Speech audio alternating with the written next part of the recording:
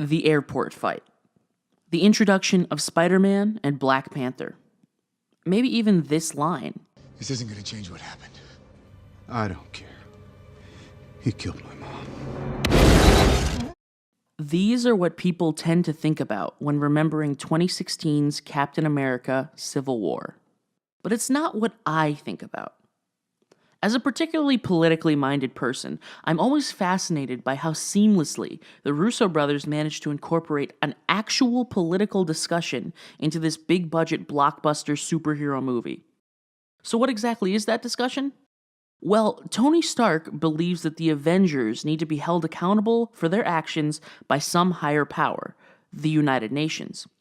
Steve Rogers holds the opposite belief, that governments can be untrustworthy, and so the Avengers should answer to no one besides themselves. This is the primary conflict of the film, although the emotional stakes are obviously bolstered by the inclusion of Bucky, but that's not what I want to talk about here today.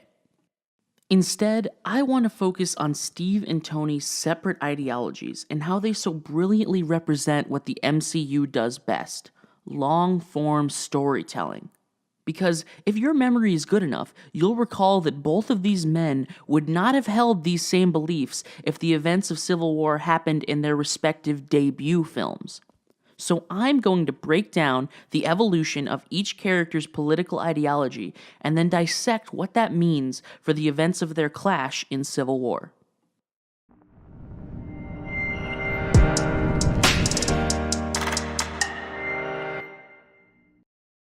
Let's start with Tony Stark, the man who kicked off this whole universe. In this film, Tony is a capitalist with a capital C. He's like if you rolled up Warren Buffett, Elon Musk, and Steve Jobs all into one snarky suit. He's all about making money and he doesn't care what anyone thinks. This doesn't really present itself as a political ideology yet, but it's important to recognize that Tony is all about doing things his own way. He absolutely hates being told what to do. It is in this first film, however, that he realizes he should start devoting his life to helping others. Yinsen convinces him to make something of himself, so Tony builds the suit and becomes a superhero. Stop selling weapons, yada yada yada, you get it. The point is, he shifted his thinking from selfishness to altruism. In Iron Man 2, Tony's political ideas are on full display. The government wants access to his armors, but Tony is not having it. He has this kick-ass line that basically sums it all up.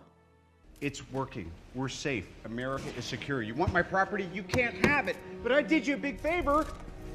I have successfully privatized world peace. That's Tony, the epitome of the private citizen. Now, we see two more of Tony's traits here that lead into his ideology.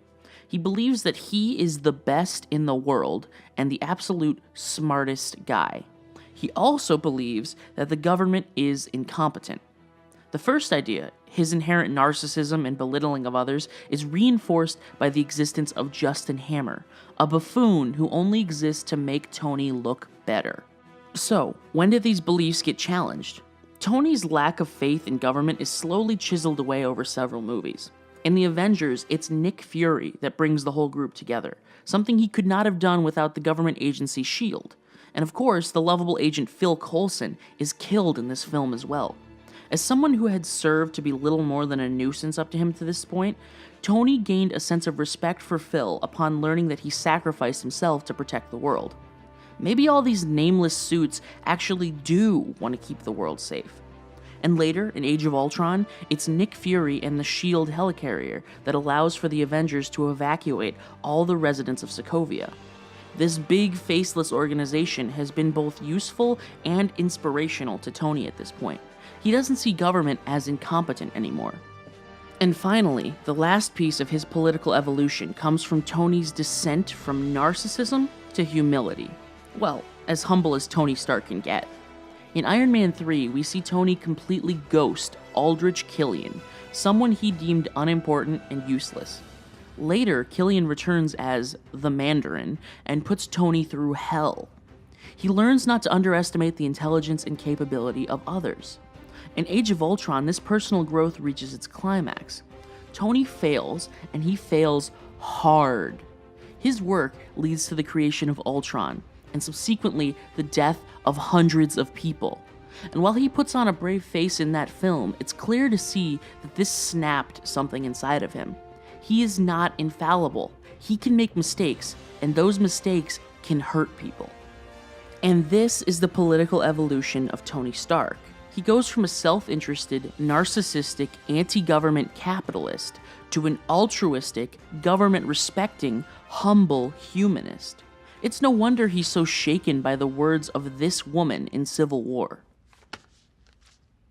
His name was Charlie Spencer. You murdered him. He's dedicated himself to protecting people, and he failed to do so. His actions led to the deaths in Sokovia, and because he now understands that he is fallible, he believes he needs to answer to someone. Who better to answer to than the group of people he has just recently started to trust, the world government? Okay, so now let's take a look at the Star-Spangled Man with a Plan, Steve Rogers. In his first film, Steve is quite literally the poster child of the United States government. The US military was trying to topple something truly evil, the Nazi Party, and of course its sister group, Hydra. The US government was so obviously the good guy in this situation, it was clear-cut black and white. And what's more, it was federal research program that created the super soldier serum, giving Steve his powers. Steve was a living representation of the interests of the federal government of the United States. After being turned into a capsicle and unthawed, Steve wakes up to a government organization that immediately lies to him about when and where he is. Of course, there was a benevolent reason for this, but it had to breed just a little bit of suspicion inside of him. Then, in the Avengers, Steve discovers something unsettling. The very same Tesseract-powered weapons that he stopped Hydra from producing in the 40s were being produced today by S.H.I.E.L.D. This sowed the seeds of some more distrust between Steve and Nick Fury. And of course, during the Battle of New York, the UN agreed to launch a nuke at the city, despite the fact that the Avengers were handling the situation. Something I'm sure stuck in Steve's head as he was being lectured about casualties in Civil War. And then, tensions reached a fever pitch in Captain America: The Winter Soldier. This is the point where Steve's ideology did an about-face. Here, he discovers that S.H.I.E.L.D. had been infiltrated by Hydra, the same Nazis that stole Steve's life from him and put his best friend through hell were now in charge of the same government he had pledged his allegiance to. Steve witnesses the incredible power that modern-day government can wield through the use of weapons of mass destruction. The stand-in for nuclear weapons in this film were the 3 helicarriers that could locate and snipe anyone on the planet. This isn't freedom. This is fear.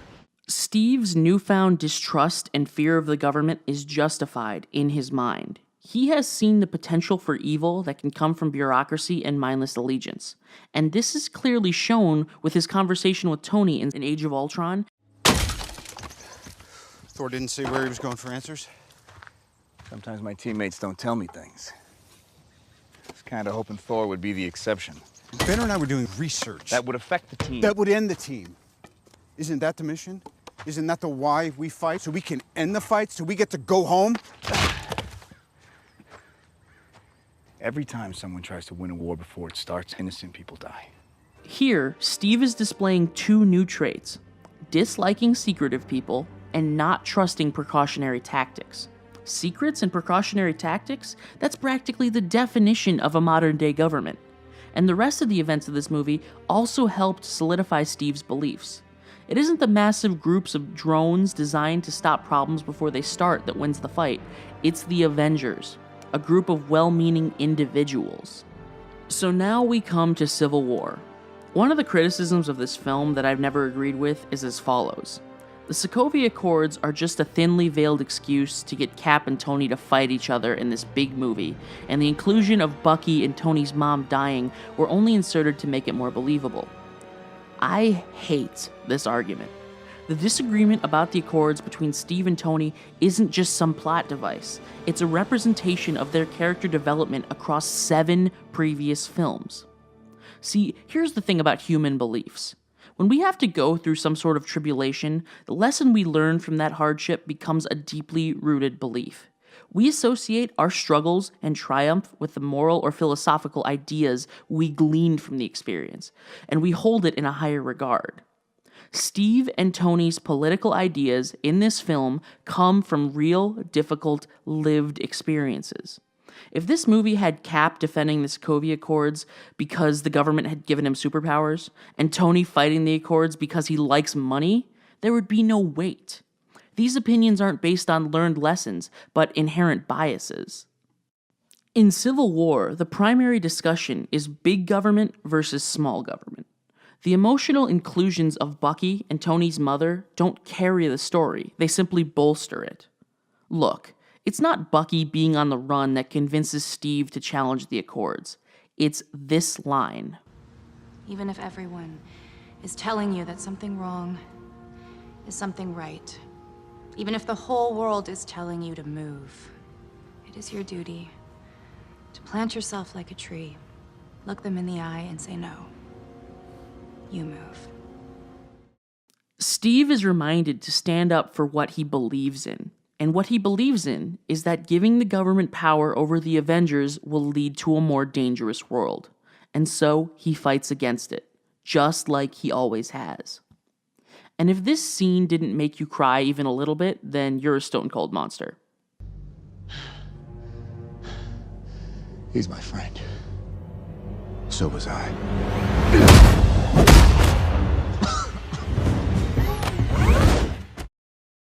Oh, and a little disclaimer, I wrote and recorded this episode all independently. All the ideas here are my own, but while doing the editing, I stumbled upon this video, which covers a lot of the same ideas.